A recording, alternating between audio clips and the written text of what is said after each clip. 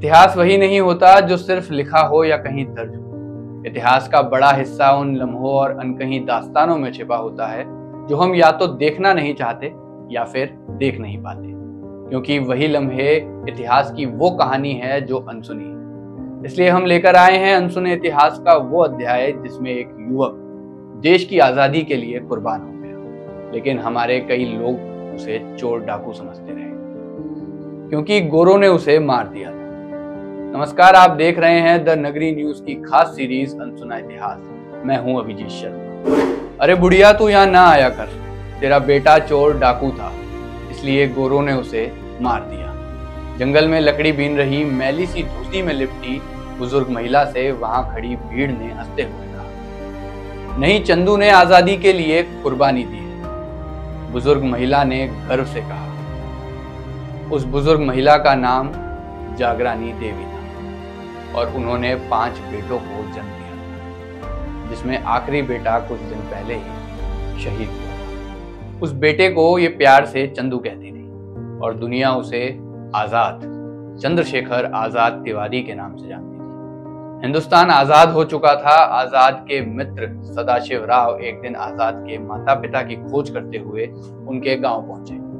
आजादी तो मिल गई थी, लेकिन बहुत कुछ खत्म हो चुका था। चंद्रशेखर आजाद की शहादत के कुछ वर्षों बाद उनके पिता की भी मृत्यु हो गई। आजाद के भाई की मृत्यु भी इससे पहले ही हो चुकी थी। अत्यंत निर्धन अवस्था में उनके पिता की मृत्यु के पश्चात आजाद की निर्धन निश्चित वृद्ध माताश्री उस वृद्धावस्था में भी किसी के आगे हाथ फैलाने के बजाय जंगल में जाकर लकड़ी और गोबर बीन कर लाती थी तथा कंडे और लकड़ी बेचकर अपना पेट पालती थी। लेकिन वृद्ध होने के कारण इतना काम नहीं कर पाती थी कि भरपेट भोजन का प्रबंध कर सके। कभी ज्वार कभी बाजरा खरीदकर उसका घोल बनाकर पीती थी, क्योंकि दाल चावल और गेहूं उसे पकाने का सामान खरीदने लायक धन कमाने की शारीरिक सामर्थ्य उनमें शेष नहीं था। शर्मनाक बात तो यह है कि उनकी ये स्थिति देश की आजादी मिलने के 2 वर्ष बाद तक जारी रही। चंद्रशेखर आजाद को दिए गए अपने एक वचन का वास्ता देकर सदाशिव उन्हें अपने साथ अपने घर झांसी लेकर आए,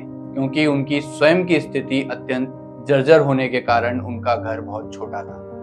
अतः उन्होंने आजाद के ही एक अन्य मित्र भगवान दास माहौर पर आजाद की माताश्री के रहने का प्रबंध किया और उनके अंतिम क्षणों तक उनकी सेवा की। मार्च 1951 में जब आजाद की मां जागरानी देवी का झांसी में निधन हुआ, तब सदाशिव ने उनका सम्मान अपनी मां के समान करते हुए उनका अंतिम संस्कार स्वयं अपने हाथों से किया था। आजाद की माताश्री के देहांत के बाद झांसी की जनता ने उनकी स्मृति उनके नाम से एक सार्वजनिक स्थान पर पीठ का निर्माण किया। प्रदेश की तत्कालीन सरकार ने इस निर्माण को झांसी की जनता द्वारा किया हुआ अवैध और गैर कानूनी कार्य घोषित कर दिया, किंतु झांसी के नागरिकों ने तत्कालीन सरकार के उस शासन देश को महत्व न देते हुए चंद्रशेखर आजाद की माताश्री की मूर्ति को स्थापित करने का फैसला किया। मूर्ति बनाने का कार्य चंद्रशेखर आजाद के खास सहयोगी कुशल शिल्पकार रुद्र नारायण सिंह जी को सौंपा गया था। उन्होंने फोटो को देखकर आजाद की माताश्री के चेहरे की प्रतिमा तैयार कर दी, और जब केंद्र की सरकार और उत्तर प्रदेश की सरकारों को ये पता चला कि आजाद की मां की मूर्ति तैयार की जा चुकी है और सदाशिव, रूप नारायण, भगवान दास माहौर समेत कई क्रांतिकारी झांसी की जनता के सहयोग से मूर्ति को स्थापित करने जा रहे हैं, तो इन दोनों सरकारों ने अमर बलिदानी चंद्रशेखर आजाद की माताश्री की मूर्ति स्थापना को देश, समाज और झांसी की कानून व्यवस्था के लिए खतरा घोषित कर दिया और उनकी मूर्ति स्थापना के कार्यक्रम को प्रतिबंधित कर पूरे झांसी शहर में कर्फ्यू लगा दिया। और फिर चप्पे चप्पे पर पुलिस तैनात कर दी गई ताकि अमर बलिदानी चंद्रशेखर आजाद की माताश्री की मूर्ति की स्थापना न की जा सके। जनता और क्रांतिकारी आजाद की माता की प्रतिमा लगाने के लिए निकल पड़े। अपने आदेश की झांसी की सड़कों पर बुरी तरह से उड़ती धज्जियों से तिलमिलाई तत्कालीन सरकारों ने पुलिस को गोली मार देने का आदेश दिया। आजाद की माताश्री की प्रतिमा को अपने सिर पर रखकर पीठ की तरफ बढ़ रहे सदाशिव को जनता ने चारों ओर से घेर लिया। जुलूस पर लाठी से चार्ज कर दिया गया और सैकड़ों लोग घायल हुए। दर्जनों लोग अपने जीवन भर के लिए अपंग हुए और कुछ लोगों की मौत भी हो गई, जिसमें मौत की आधिकारिक रूप से कभी पुष्टि नहीं की गई।